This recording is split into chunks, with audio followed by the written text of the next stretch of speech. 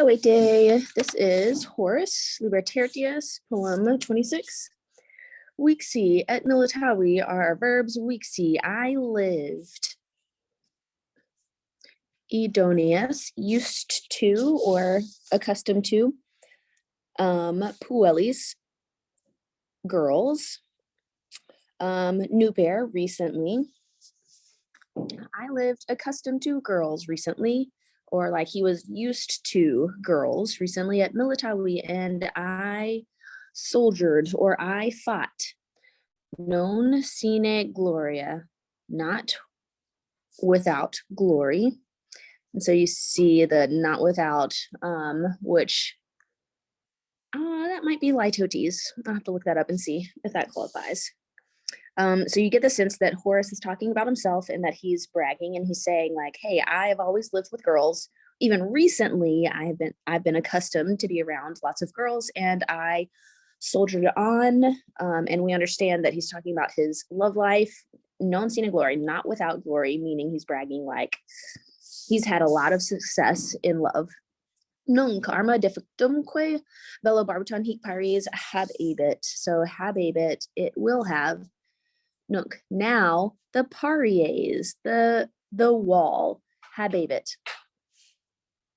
Hic will have in this place, and it is, he's going to list all the things that the wall will have. So now we're talking about, we know he's talking about love, but then he brings glory into it, like military glory. So now he's going to make this shift to that he's talking about military glory. And this wall here will have or will hold these things: arma, weapons, a defunctum barbiton, a defunct barbiton. I don't even remember what barbiton means. Some kind of military weapon. You guys got to help me out here. And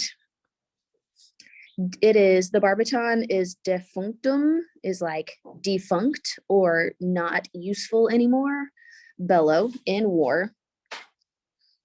And the war he's talking about is like the war of love, right? And this wall will hold here the livum latus, the left side, Marinae Veneris, of maritime Venus, of the sea goddess. And I actually don't know why it's talking about the left side of maritime Venus. Maybe it's like something specific to that place or time, or like her particular temple or statue or something. But it does say like he's guarding that it is going to have, that it's going to guard the left side of Venus, whether that means her temple or her statue or whatever. And custodit goes with this little line. Let's see. So this wall will hold these weapons defunct in war, and it will guard the left side of maritime Venus. And remember that Venus obviously is the goddess of love. So we're actually talking about love here, not about military, not about battles in war. And you guys know, you've heard me talk about before how if a soldier comes home and he's done with war, he will take off his armor, or he'll take off his weapons and he'll hang it on a wall. And this will be like symbolic, like, okay, A, it's where he holds his armor, but B, this like, oh, I'm dedicating, or I'm offering this armor and all the glories that I had in war to whatever god or goddess. And it's very, very symbolic. Like, I'm hanging up my sword. I'm no longer fighting with the sword. So he's saying, hey, I'm hanging up all of these weapons. I'm no longer fighting in this battle. But you and I know that he's talking actually about love. He's saying, I was victorious recently with girls. And then here also referring to Venus, the goddess of love. So hik ponite. So put or place here and here, the lucida funalia, the glowing torches, et And here, put the weekdays, I don't know what this is either. It's like a certain type of, oh shoot, what is it? It's like a certain type of weapon in war.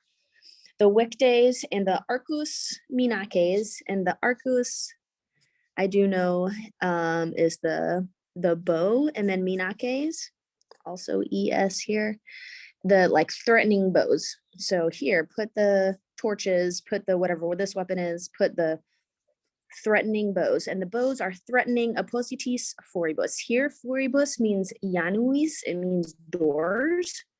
Oppositis just means like facing or opposite. So you have this image that like he's placing the weapons, or these particular weapons, the torches and the arcus, on the opposite side. So like when somebody enters into the room, on the opposite wall, they're hanging the weapons that they see. And so that's this like threatening thing, right? Like this is a place where a military person lives. Somebody walks into the room, that's the first thing they recognize, the first thing they see. And so this idea also, if you stretch it over to the love metaphor, which he obviously is, that like, oh, you walk into this person's home or you walk into this person's life and you're like, dang, he used to really be, let's say, like he used to be very victorious with women from whatever signs that he has in his life. But remember that he's put these weapons on the wall. So he's kind of giving it up, right? And that's where we pick up.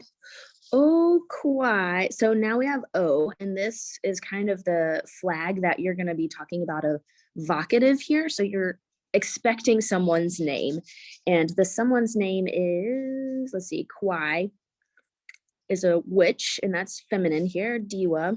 Oh, goddess. Who? Blah, blah, blah, blah, blah, blah, blah. Regina. Oh, divine queen. And now we realize that he's talking about a divine queen. And you can bet that he's referring back up here to Venus, the goddess of love. Oh, divine queen, you who, and now we're going to describe the divine queen, aka Venus. You who hold, sorry, I know my phone's shaking. You hold Beatum Cuprum, blessed cypress. And you who also hold Memphin Carentum, a place called Memphis, which I think is North Africa, in Egypt, I think. Would be a great thing for us to check me on. Carentum, and now Memphis Carentum Sithonia Niwe is going to be a little phrase that modifies Memphis. So tell me more about Memphis. Oh, you know, Memphis, the one, Carentum Sithonia Niwe. Carentum, lacking or not having the NSNT, you know that means ing. Memphis lacking Sithonian snow. So Sithonia Niwe, those are ablatives. So Memphis, which lacks Sithonian snow, basically in Memphis, which is North Africa, as I said, I believe, it doesn't snow. So like warm, beautiful, tropical, maybe. Actually, tropical is probably a stretch, but you get the idea.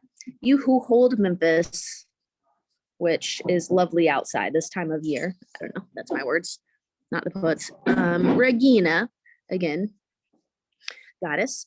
And oh, I just realized that this is a word picture, right? You have the Diva Regina, the divine goddess, and all of these places that she's the goddess of, like these two cities that she's the goddess of, like she's the patron of these cities and descriptions of these cities. So it's like she surrounds these cities. And then also it's enjambment, right? Like you have the Diwa, and he's starting to describe that she's the goddess of all of these things. And he goes on and on and on and on and on. And he just can't fit it all into one line, just even can't even fit it all into two lines. So he goes on and on about praising this goddess, praising Venus. And so it sounds like we're getting ready to have a request from Venus that he's going to ask her to do something for him, which is exactly what happened. Sublime flagilo. Tange, touch. Okay, so let's keep reading to figure out what the heck he's talking about. Touch. Cloen arrogantem. Arrogantem, you see the NT, NSNT equals ING. Like the bragging or the or the arrogant Chloe. Touch, arrogant Chloe.